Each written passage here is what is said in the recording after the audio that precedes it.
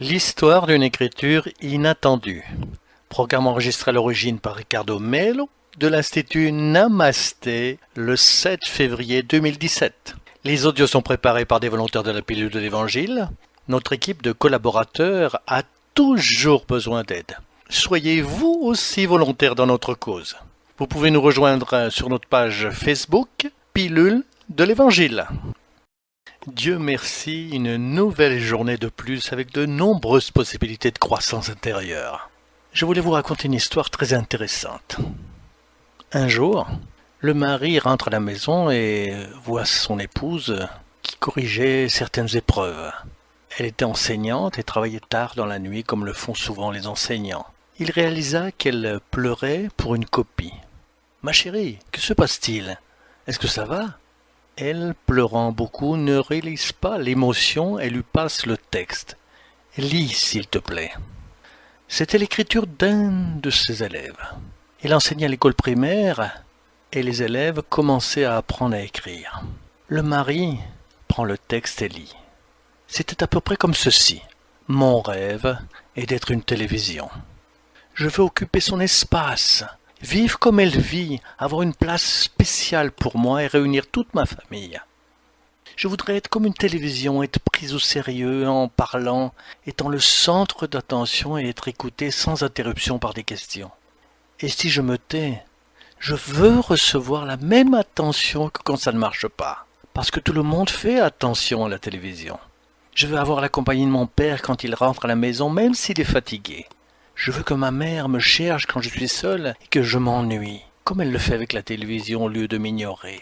Je veux que mes frères se battent pour être avec moi. Je veux sentir que ma famille laisse tout de côté de temps en temps pour passer des moments avec moi. Enfin, à l'instar de la télévision, je veux pouvoir amuser tous les membres de ma famille chez moi. Le garçon termine sa rédaction ainsi. Si j'étais une télévision, je vivrais avec la même intensité que la télévision chez moi. Quand le mari a fini de lire, il est ému également. Il regarde sa femme et dit « Oh mon Dieu, pauvre garçon, tu as des élèves particuliers. Quels parents ce garçon a-t-il » Son épouse le regarde en sanglotant et dit « Cette écriture appartient à notre fils. » Combien de fois, dans une maison, chacun se préoccupe de ses propres intérêts et finit vraiment par oublier qui habite là? Eh bien, je sais que c'est un mystère pour personne. Mais il est toujours important d'y réfléchir. Nous ne changerons jamais notre monde pour le mieux, jusqu'à ce que nous commencions ce changement dans notre maison avec notre famille. Nous savons que notre principal engagement spirituel est avec nous-mêmes. Si vous changez pour le mieux, vous pouvez automatiquement faire davantage avec votre famille. Par conséquent, la famille s'améliore, mieux éduquée, plus aimante, qui finit par donner plus à l'humanité aussi. Mais souvent le contraire est vrai. Nous savons que ce n'est pas par dépit, par négligence. Nous, les adultes en particulier, sommes si préoccupés par nos intérêts privés à tout moment, travail, loisirs ou tout autre intérêt important, que nous oublions d'accorder l'attention nécessaire aux enfants, aux adolescents, et pourquoi pas le dire, même à d'autres adultes qui veulent vous parler, qui voudraient 10 minutes de votre attention ou d'affection. Connaissez-vous cette attention ? Qui n'aime pas un geste chaleureux ou ces fameuses questions? Alors, comment s'est passée ta journée?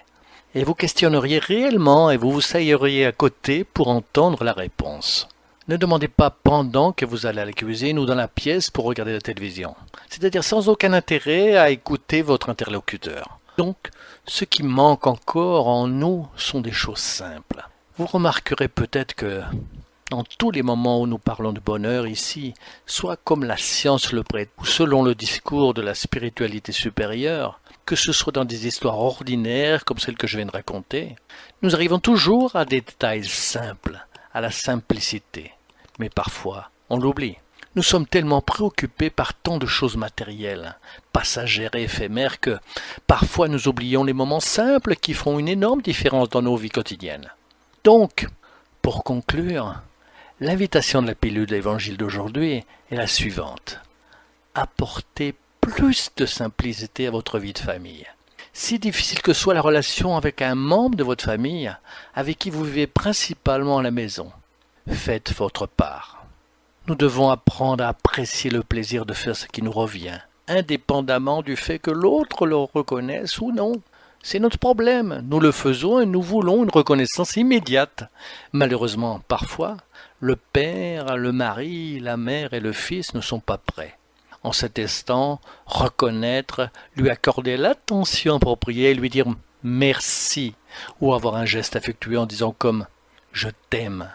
Mais vous pouvez être sûr que si vous avez un peu de patience, tout comme Dieu en a avec nous, et mettre la graine du sourire, de l'attention, de la conversation, de la nourriture délicieuse, de l'affection amie et de se donner quelquefois dans cette vie ou dans d'autres, cela n'a pas d'importance, quelque chose de bon apparaîtra ensuite. Et cet être qui est à vos côtés, que vous aimez tant, va se développer car tout le monde mûrit et se rend compte que dans le moment où il s'était lui-même oublié, vous étiez à côté et vous n'avez jamais oublié.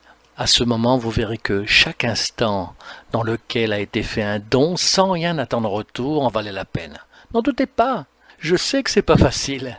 C'est pourquoi nous grandissons aux yeux de Dieu quand nous le réalisons. D'accord? Lumière et paix pour vous. Restez avec Dieu une excellente journée et plus d'attention au détail avec votre famille. Je ne veux pas obtenir une copie de mon fils ou de ma fille et lire quelque chose comme cela. Que vous ayez ou non un enfant, je ne pense pas que quiconque veuille lire un exposé sur ce père, cette mère et propos de quiconque. Toute mon affection pour votre cœur, mes chers amis, et à bientôt jusqu'à très très bientôt.